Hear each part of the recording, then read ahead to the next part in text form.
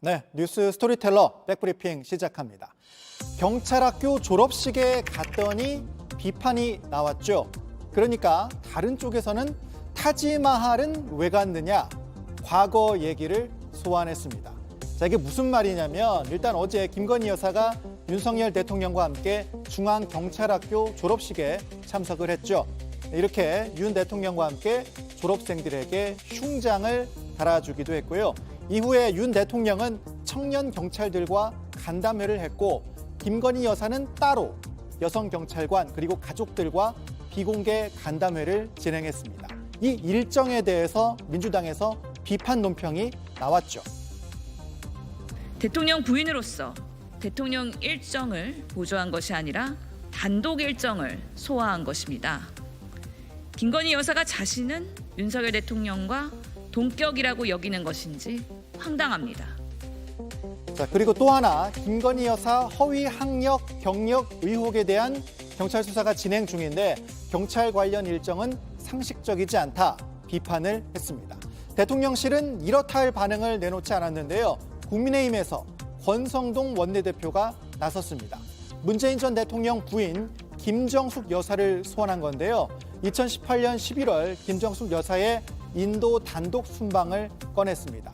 인도 단독 순방에 대통령 휘장까지 앞세웠던 타지마할 독사진은 어떤 외교적 성과를 창출했습니까? 관광지들을 숱하게 방문했다고 했습니다. 또 2019년 9월에 라오스 방문 때 김정숙 여사가 문 전 대통령을 앞서 있었던 사진, 이걸 두고 영부인의 지위였습니까? 국가원수와 동격이라는 위세였습니까? 라고 적었습니다. 그러니까 김건희 여사 일정 가지고 꼬투리 잡지 말라 이런 얘기죠.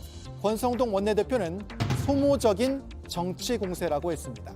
자, 하지만 김건희 여사를 둘러싼 논란, 논쟁은 계속 이어질 것 같습니다. 민주당은 대통령 관저 리모델링 공사 특혜 의혹에 대해서 국정조사를 계속 요구하고 있죠.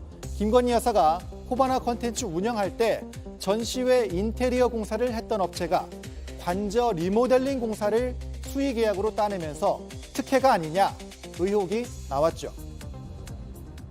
이거야말로 대통령 부인이 직접 이권에 개입한 거 아니겠습니까? 특정 업체에 이권을 준 거 아니겠습니까? 이건 김건희 여사가 직접 밝혀야 될 문제입니다. 국정조사는 반드시 해야 되는 것입니다. 하지만 국민의힘에선 과거를 돌아보라 일축하고 있는 상황이고요. 민주당이 문재인 정권 시절에 우리 당의 국정조사 요구를 얼마나 받아들였는지를 한번 보시고 그런 점에 대한 반성이 전제돼야 할 거로 봅니다. 민주당의 국정조사 공세가 어떻게 흘러갈지 지켜봐야겠습니다. 하나 더 준비했습니다. 졸음 운전이 아니라 졸음 비행입니다. 며칠 전에 발생을 했는데요. 수단에서 에티오피아로 향하던 비행기가 착륙해야 하는 공항을 그냥 지나쳐갔습니다.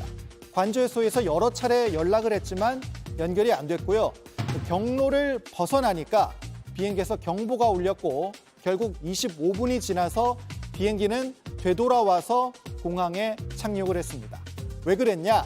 외국의 항공 전문 매체는 조종사들이 잠이 들었기 때문이라고 보도했습니다. 에티오피아 항공은 승무원들을 업무에서 배제하고 조사를 진행 중이라고 밝히기도 했는데요. 자, 그러면 이 졸음 비행 아찔하긴 했지만 단순 실수면 좋겠는데요.